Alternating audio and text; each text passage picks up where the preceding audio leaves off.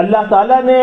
اپنے پیارے حبیب امام الانبیاء سید القونین محمد عربی صلی اللہ علیہ وسلم کے ساتھ ایک مستقل دین اللہ نے بھیجا،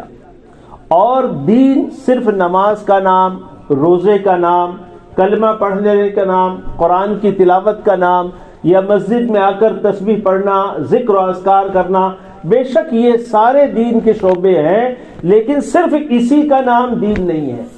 بلکہ دین عربی میں علماء فرماتے ہیں جمیع ما جاء بہ النبی صلی اللہ علیہ وسلم، اللہ کے پیارے حبیب حضرت محمد الرسول اللہ صلی اللہ علیہ وسلم کی تعلیمات میں جو باتیں ملتی ہے وہ ساری دین ہے۔ اگر وہ ایمان سے متعلق ہے تو وہ بھی دین ہے، نماز سے متعلق اور عبادات سے متعلق ہے تو وہ بھی دین ہے، وہ معاشرت سے متعلق ہے، آپس کے رہن سہن کے متعلق ہے، بیوی بچوں کے ساتھ، بھائی بہنوں کے ساتھ، رشتہ داروں کے ساتھ، محلے والوں کے ساتھ، معاشرہ، سماج اور سوسائٹی کے ساتھ کیسا رہنا، اس کے متعلق جو باتیں اللہ کے رسول صلی اللہ علیہ وسلم نے ارشاد فرمائی، اور اتباع نبوی کی نیت کے ساتھ ان باتوں پر اگر عمل کیا گیا وہ بھی دین ہے۔ چنانچہ حدیث پاک میں ارشاد فرمایا گیا جس کا خلاصہ ہے کہ اگر مرد اور عورت میاں بیوی دونوں ساتھ میں ایک دسترخوان پر کھانے بیٹھے ہیں اور اللہ کے رسول صلی اللہ علیہ وسلم کے اتباع کی نیت سے یا اللہ جل جلالہ وعمن والہ کی رضا حاصل کرنے کی غرض سے اگر شوہر اپنی بیوی کے منہ میں لقمہ اٹھا کر رکھتا ہے، نیت کیا ہے؟ اتباع رسول نیت ہے۔ نیت کیا ہے؟ رضا،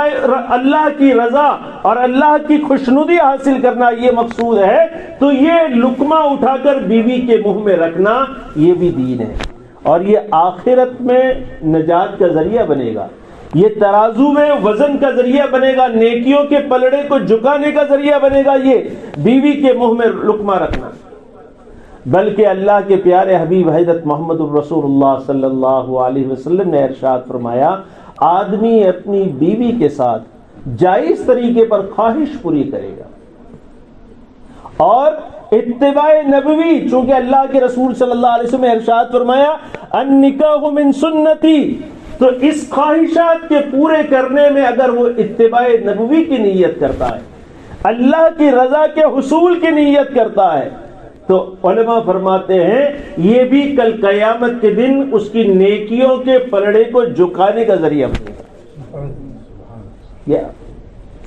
تو یہ ساری چیزیں تو اللہ کے پیارے حبیب حضرت محمد الرسول اللہ صلی اللہ علیہ وسلم جو باتیں آپ نے تعلیم فرمائی، چاہے وہ معاملات کے بارے میں ہو، تجارت کے بارے میں ہو، ملازمت کے بارے میں ہو، کاشتکاری کے بارے میں ہو، یہ ساری باتیں اسے سیکھنا، زندگیوں میں داخل کرنا یہ دین ہے، اور کل قیامت کے میدان میں نیکیوں کے پلڑے کو جھکانے کا ذریعہ بنے۔